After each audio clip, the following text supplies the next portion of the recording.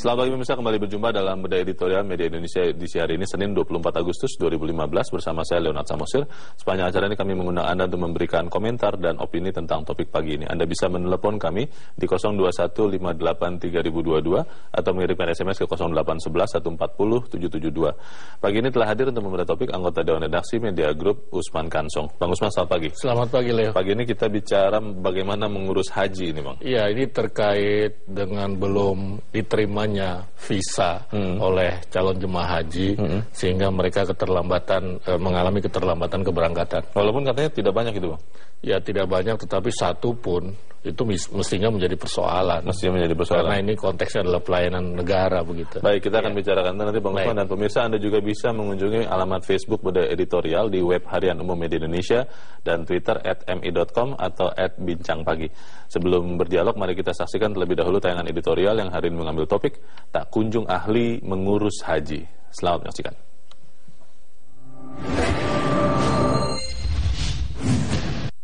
Tak kunjung ahli mengurus haji.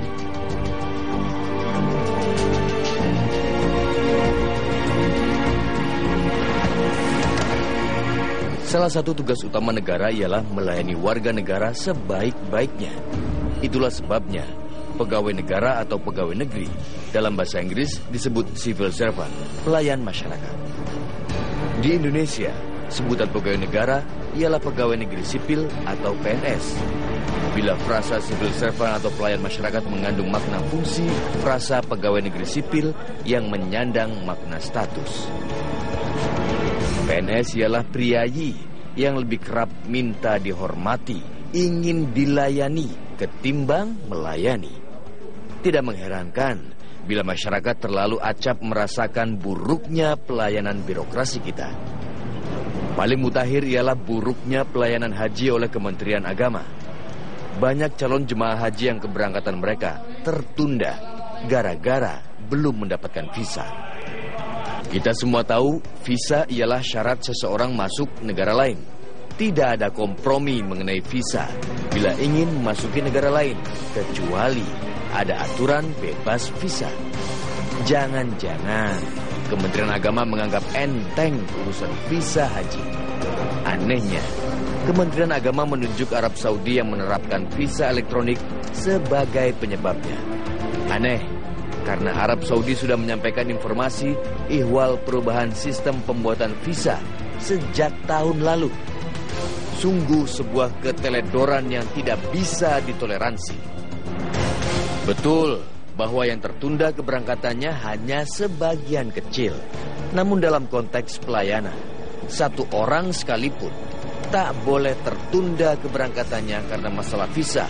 Semestinya bisa diantisipasi sejak tahun lalu. Betul pula bahwa Kementerian Agama menjamin mereka pasti berangkat. Akan tetapi, keterlambatan satu hari pun pasti membuat psikologi para jemaah tidak nyaman dan kekhusyukan ibadah mereka terganggu.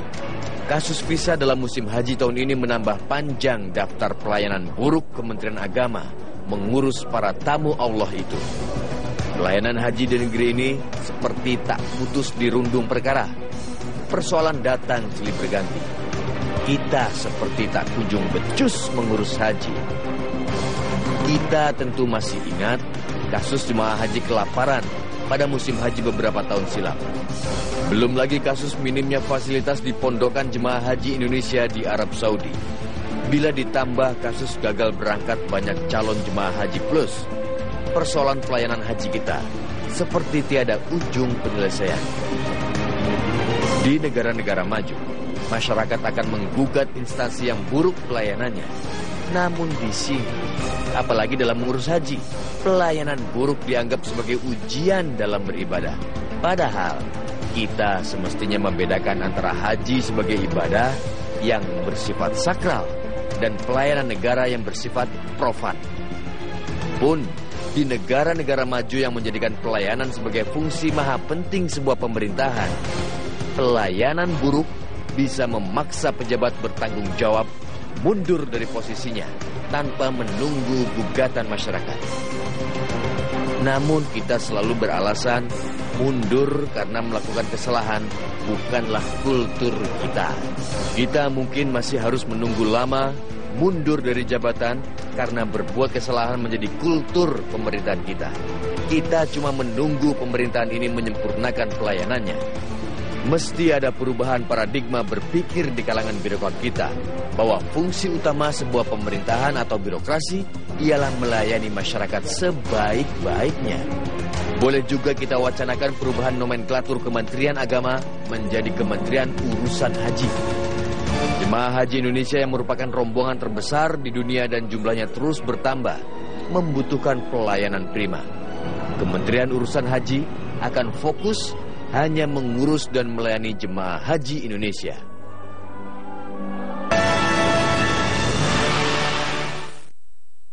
Ya, pemirsa, kami terus menantikan telepon Anda di 02158322 dan SMS di 0811140772. Sesaat lagi kami akan kembali untuk membedah topik pagi ini bersama anggota Dewan Redaksi Media Group Usman Kansong. Untuk itu tetaplah bersama kami.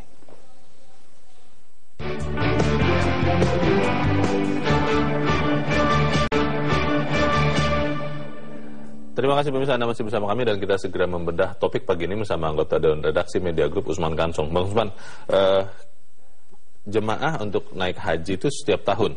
Ya. Dan Indonesia termasuk negara yang mengirimkan jemaah haji yang paling banyak mungkin di dunia.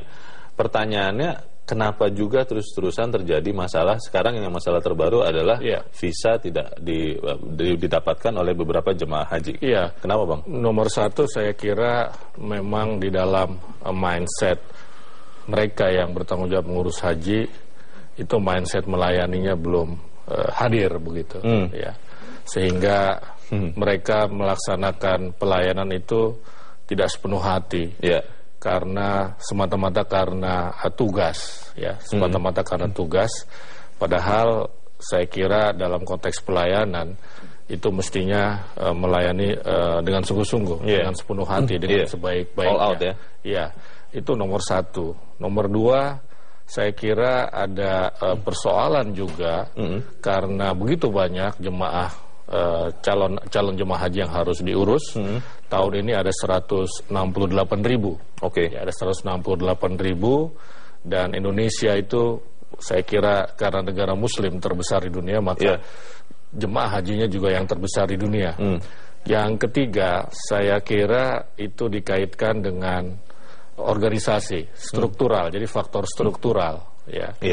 Kementerian Agama itu mengurus banyak hal, ya, mengurus banyak hal dari urusan perkawinan, urusan zakat, urusan agama, padahal fokus terbesarnya mestinya adalah urusan haji. Saya kira 90%-an lah itu urusan haji yang setiap tahun menjadi rutinitas. Kan sudah ada Direktorat Jenderal, ya, Bang? Ya, itu saya kira tidak cukup. Ya, tidak cukup karena itu di editorial kita mencoba membangun kembali wacana di akhir editorial. Sudahlah diganti saja itu Kementerian Agama menjadi Kementerian Urusan Haji. Ini bukan wacana baru sebetulnya. Jadi menjelang pembentukan pemerintahan Jokowi JK itu sudah muncul wacana ini untuk menjadikan Kementerian Agama sebagai Kementerian Haji, Zakat dan Wakaf. Ya, kalau saya pikir lebih bagus Kementerian Urusan Haji saja begitu. Kenapa? Yang diurusnya itu besar, perlu fokus. Ya, jadi kalau tadi ada Direktorat Jenderal itu tidak cukup. Kenapa? Urusan haji itu adalah urusan G2G, government to government, antara pemerintah Indonesia dengan pemerintah Arab Saudi.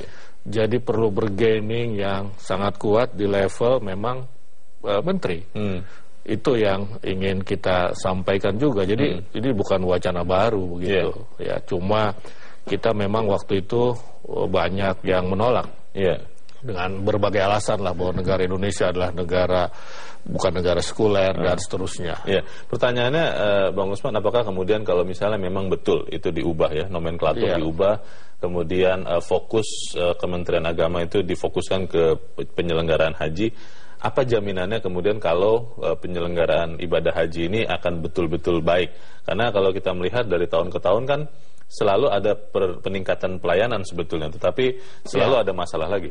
Iya, saya kira dari tahun ke tahun memang ada peningkatan, tetapi tetap ada masalah dengan jenis yang berbeda-beda, dari urusan catering yang kemudian menyebabkan pejabat menjadi tersangka misalnya, kemudian banyak sekali urusan haji, kemudian urusan pemondokan, urusan ONH plus misalnya, kemudian urusan dana abadi umat, itu terlalu banyak di haji itu, peritilannya itu, detail-detailnya itu banyak, sehingga membutuhkan sebuah lembaga besar yang fokus ke sana, Nah, saya kira tidak ada yang bisa menjamin memang, tetapi dengan fokus maka persoalan akan bisa kita kurangi perlahan-lahan. Ada usaha ke situ, sehingga pada satu titik ada pasti persoalan, tetapi tidak besar lah. Memang minimal ya. 6.000, ini 6.000 yang belum dapat visa ini. 6.000 orang dari 168.000. Bisa dibilang sebagian kecil kalau kita bandingkan antara 6.000 dengan 168.000. Tapi 6.000 itu relatif kan. 6.000 itu kan banyak juga. Itu. Dalam konteks pelayanan seperti saya sampaikan, satu orang pun tidak boleh itu telantar. Yang kedua, pasti bayangkan Anda sudah mau berangkat, tidak usahlah berangkat haji yang ibadah.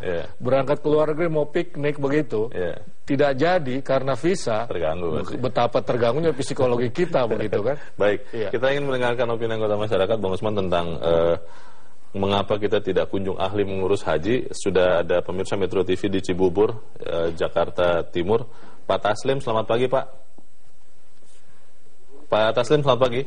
Ya, halo, assalamualaikum. Waalaikumsalam. Pak Taslim, Pak Taswin, silakan Pak. Ya, saya menanggapi begini ya, ini memang sudah hal-hal yang dikatakan biasa, nggak bagus begitu ya. Tapi ahlinya kok banyak, ada profesor dan sebagainya di situ. Kenapa komunitas mereka itu kok dibiarkan begitu loh, maksud saya di SDM Departemen Agama ini. Karena saya sih menganggap begini, kok bukan generasi pelurus ya, jadi penerusnya aja ya. Jadi akarnya ini nggak diambil gitu, akar permasalahan. Sebetulnya udah ada data dari Departemen Agama, orang-orang yang oknum lah begitu. Cuma kenapa disuburkan oknum ini? Contoh oknum-oknum di Kementerian Agama maksudnya Pak Taswin? Ini tidak menutup kemungkinan. Ini misalkan ini kan kuota haji ini kan paling banyak kita ini. Namanya banyak itu kan pelik gitu ya. Ada orang-orang dalam kemungkinan itu, dia mendaftar di situ, dapat bangku, bisa dijual dengan orang lain. Ini ada pernah saya dengar bocoran seperti itu. Misalkan saya kan lama misalnya nunggu, saya masuk aja dengan bla bla bla dan sebagainya. Kok tiba-tiba bisa gitu loh? Padahal saya harus ngantri 10 tahun. Nah, ini hal-hal yang seperti ini yang nggak adil ini harus diselusuri itu. Ada itu di dalam itu, saya dengar begitu. Walaupun saya nggak ada bukti gitu ya. Yang kedua, masalah dulu pernah catering dan sebagainya. Itu yang bermain komunitas orang-orang dalam gitu loh. Yang saya sesalkan di sini, yang disorot Departemen Agama itu adalah generasi pelurus. Kenapa kok yang apa namanya, yang bengkok-bengkok itu nggak diluruskan gitu loh, Bung. Nah, jadi intinya menurut saya internal di dalam ini banyak permainan gitu. Kalau nggak digusur atau seperti ya katakanlah pembinaan yang benar, ini akan begini terus Bung Leo sampai kapanpun. Gitu aja, harus di internal dalam ini diintensifkan itu. Ada orang-orangnya itu. Kenapa nggak diambil gitu? Makanya nggak dibina atau ya dimasalahkan lah begitu. Cari orang yang melurus aja. Assalamualaikum. Waalaikumsalam. Terima kasih Pak Taswin di Cibubur. Di belakang Pak Taswin ada pemirsa Metro TV di Manado, Sulawesi Utara. Pak Vence, selamat pagi Pak Vence. Selamat pagi, shalom buat Bung Leonard. Pak Usman, gini Pak Usman. Saya mempresur dari dua masalah ini. Yang pertama itu setuju dengan Pak Taswin tadi mengatakan bahwa kinerja Kementerian Agama khususnya Direktorat Jenderal Urusan Haji ini, kan ini persoalan Bung Leonard bukan baru kali ini. Itu hampir setiap tahun permasalahannya begini dan begini. Nah, saya kira setuju saja bahwa kalau memang Kementerian Agama ini dia ingin melahirkan atau merekrut orang-orang yang memang khusus profesionalisme dalam urusan haji, itu saya kira yang jadi persoalan sekarang Bung Leonard. Apa saja di Indonesia ini sudah dibisniskan. Jadi keuntungan sesaat itu yang dikedepankan daripada bagaimana kita memberikan pelayanan yang baik. Tetapi saya ingin mengatakan dengan nawacitanya Jokowi, nawacita yang pertama kan Pak Usman disebutkan negara harus hadir di tengah-tengah masyarakat. Artinya bahwa pelayanan harus lebih diutamakan karena memang tugas pokok pemerintah kita itu hanya 3. Yang pertama adalah services, bagaimana mendekatkan pelayanan kepada masyarakat. Yang kedua adalah empowerment, bagaimana masyarakat diberdayakan. Dan yang ketiga adalah development. Nah, kalau ini dilakukan, saya kira tidak ada ekor-ekor cerita-cerita yang lucu seperti ini.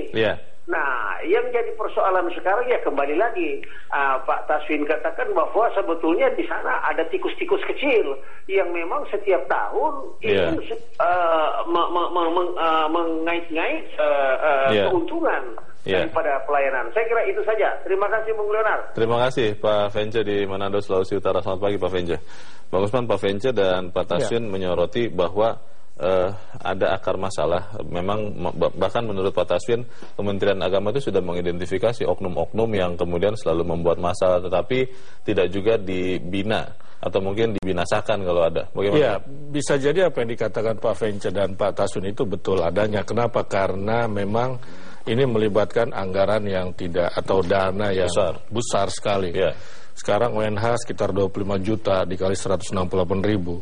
Ya, itu baru yang reguler, belum yang plus. Itu juga kan pasti berhubungan dengan Kementerian Agama atau dengan Dirjen Urusan Haji dan Umroh misalnya begitu. Tetapi dalam konteks visa ini, itu menurut kami sebuah kesalahan yang tidak bisa ditoleransi.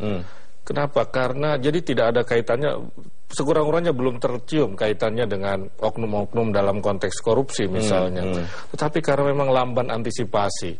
Bayangkan mereka bukan menuding tetapi menunjuk Arab Saudi sebagai penyebabnya karena mengubah sistem menjadi e-hajj istilahnya begitu, jadi visa elektronik.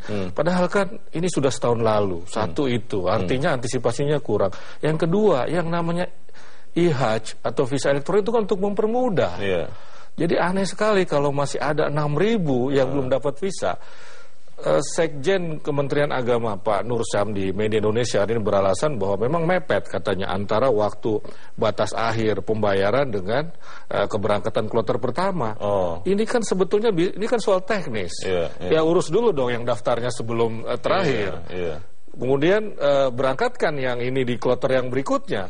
Ini di kloter pertama saja ada persoalan. Ya kemarin ya hari Jumat itu. Yang ini harusnya waktunya cukup ya. Cukup mestinya. Artinya kan bisa digilir siapa yang misalnya masuk kloter pertama, kedua. Kloter pertama tentu saja yang visanya sudah selesai. Ini kan soal teknis, bagaimana pengaturan. Mungkin terinspirasi lambatnya iktp juga, Bang. Ya, saya kira itu kan persoalan di negara kita. Tapi jangan kemudian menunjuk Arab Saudi dong begitu. Ini karena e-hajj katanya begitu. Kan? Jadi ya seperti mencari-cari kesalahan orang lain, padahal kita yang tidak ahli. Pertanyaannya, haji, Bang Usman, apakah kalau kita ubah seperti usulan editorial itu akan semakin minim? Kalau saya berpikir kalau tidak ada sanksi untuk para oknum itu mungkin tidak akan mengubah hal-hal yang lain. Betul. Bang Usman jawabnya nanti selepas jeda, dan pemirsa tetap bersama kami. Bedah editorial akan melanjutkan sesaat lagi.